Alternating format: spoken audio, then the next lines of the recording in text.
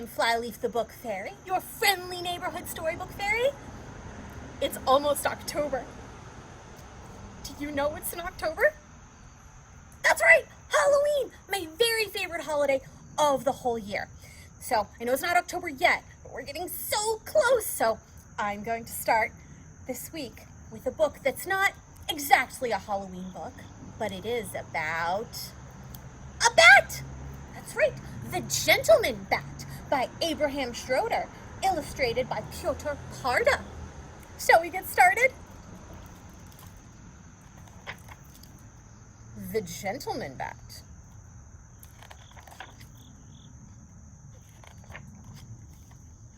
Oh, he's so fancy.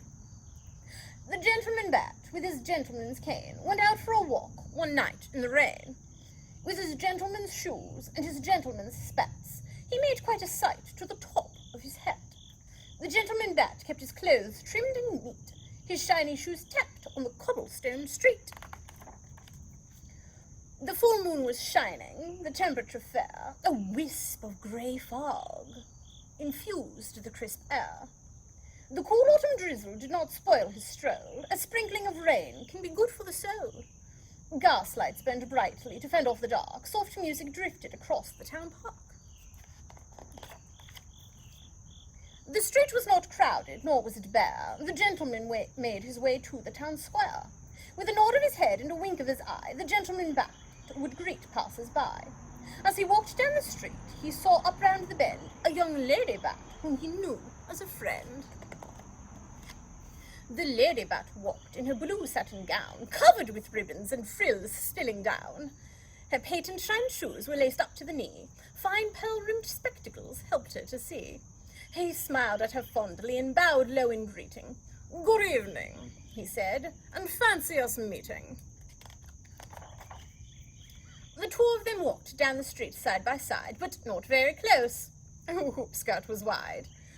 The square by the fountain had lively performers, artists and vendors on all the street corners. The shops in the market had goods on display. The band in the bandstand started to play.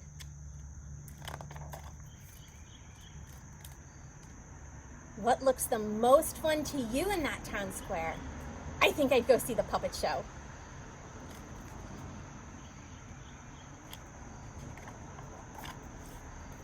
The Gentleman Bat asked the lady to dance, a gentleman's way to kindle romance.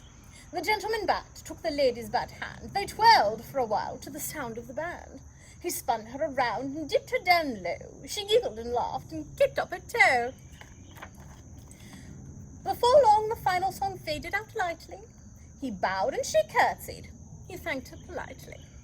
The two bats continued their nice evening walk, to stroll hand in hand, to smile and to talk. Without any warning came some calls for concern. The sky took a sinister, foreboding turn. The moon was obscured by an ominous cloud, and blowing through trees, the wind's howling grew loud. The gentle night rain that had fallen before, with a clap of loud thunder, became a downpour. The lady bat's bonnet, covered in feathers, started to drip because of the weather. The Gentleman Bat, without blinking an eye, grabbed his cane quickly and held it up high. What in the world is a cane going to do against a thunderstorm? The cane was carved teak with exotic designs. A lever was hidden among the small lines. The lever attached to a hook and a spring to cause an umbrella to pop from the spring. The clever umbrella sprung out of the cane, protecting the bats from the sudden rain. The evening was rescued, no reason to cry. The lady bat's hat was now covered and dry. The oilcloth deflected the brunt of the storm. They cuddled together, now cozy and warm. The storm soon calmed down to a pleasant shower. The two bats meandered around the clock tower. They strolled a bit more, but the hour was late. The gentleman escorted her to her gate. They lingered a moment under a streetlight. She offered her cheek, and he kissed it goodnight. Their hearts fluttered wistfully as he departed and made his way back to his house, where he started. The gentleman bat, with his gentleman's cane, had finished his walk that night in the rain. He hung his hat neatly on the hook by the door, set his wet shoes and spats on the mat on the floor. The clever umbrella he opened to dry, as a sliver of sun was tickling the sky. He closed the drapes tightly to keep out the dawn, and stretched his wings wide with a gentleman's yawn. The gentleman bat, at the end of the night, put on his nightcap and turned out the light. The end. I hope you enjoyed The Gentleman Bat. I've been waiting for a terribly long time to read this story to you, and thank you to Randy for obtaining it for me. Say thank you to Randy, everybody. Thank you, Randy. I hope you enjoy some lovely evening strolls this autumn, and I'll see you again in a couple days closer to Halloween. Bye, fairy friends.